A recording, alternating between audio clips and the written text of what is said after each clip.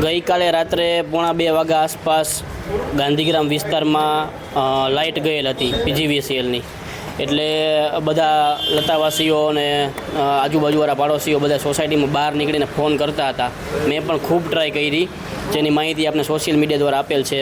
હું 3:15 રૂબરૂ 1.5 કલાક પછી અહીંયા આવ્યો એટલે કંઈ જવાબ મળ્યો નહીં. એટલે મેં બધું જોયું કે એને ફોન જ્યાં કરી લાગે છે ક્યાં ફોન અહીંયા આવી નહીં, પછી લાગતો નહોતો.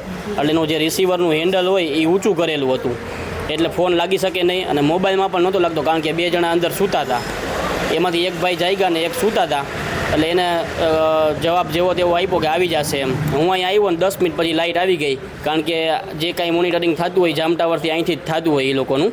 એટલે 1.5-2 કલાક સુધી ઉનાળાના સમયમાં જો લાઇટ આવી રીતના વહી જાય ને કોઈ યોગ્ય જવાબ ન મળતો હોય, હું કાલે અથવા આજે જ ગુજરાતના ઉર્જા મંત્રી કનુભાઈ દેસાઈ સાહેબને રૂબરૂ ફરિયાદ કરવાનો છું કે આનો યોગ્ય ઉકેલ લાવવો જોઈએ અને આવનારા દિવસોમાં કોઈને રાજકોટવાસીઓને અથવા કોઈ પણ નાગરિકને આવી રીતના જવાબ ન મળવો જોઈએ એના માટે ફરિયાદ કરવાનું.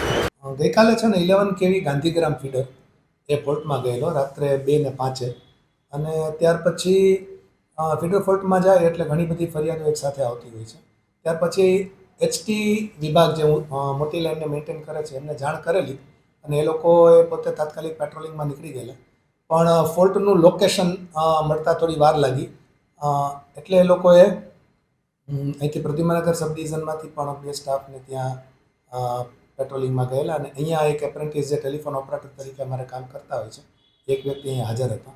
કોઈપણ ગ્રાહકને ફરિયાદ નોંધાવવા માટે અમારી પાસે 19-1-22 એક સેન્ટ્રલાઇઝ કસ્ટમર કેર સેન્ટર છે. આ ઉપરાંત પ્રદ્યુમનગરનો એક સીયુજી નંબર પણ છે અને એક આપણો BSNLનો જૂનો લેન્ડલાઇન નંબર પણ કાર્યરત છે.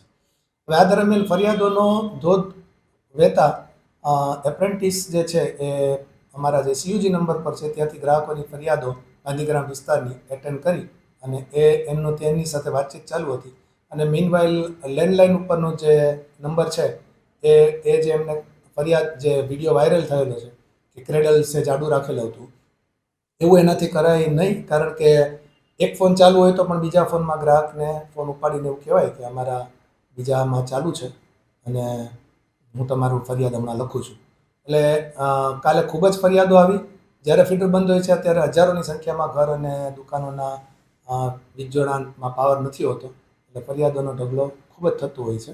છતાં આ બાબતે વિશેષ તપાસ કરી અને આવી ઘટનાઓ ન બને અને જવાબદાર કર્મચારી સામે અમે સ્ટ્રિક્ટ એક્શન લઈશું. નાઇટ શિફ્ટમાં અમારે લાઇન સ્ટાફને કોલ સેન્ટરની અંદરના સેટઅપ પ્રમાણે 3 શિફ્ટમાં લાઇન સ્ટાફ અને ઓપરેટર આ રીતે હોય છે. એન્જિનિયરો જે છે અધિકારીઓ જે તમે કહો છો એ અધિકારીઓ રાતના ટાઈમમાં શિફ્ટ ડ્યુટીમાં હોતા નથી. ફરિયાદ જે ગ્રાહકોની ફરિયાદ છે તો તરત નોંધી અને ફીડર ચાલુ કરવાની વિધિ તો કરાવી દીધી અને 2:45 જ્યારે ફોલ્ટ આઈડેન્ટિફાઈ થયો ત્યાર પછી 15 મિનિટમાં જે જમ્પર ગયેલું હતું લાખના બંગલા પાસે, એ જમ્પર અમારી એબી સ્વિચ છે એના ઉપરનું એ તાત્કાલિક કરી દીધેલું. પણ ગ્રાહકની ફરિયાદો લઈ અને કાર્ય તો થઈ ગયેલ, પણ જે આ ઘટના બની કે જેમાં એમને ક્રેડલને કારણે અમુક ગ્રાહકોને જવાબ નથી આપી શક્યા, એ બાબતમાં અમે જે તે કર્મચારીઓ સામે પગલાં લઈશું.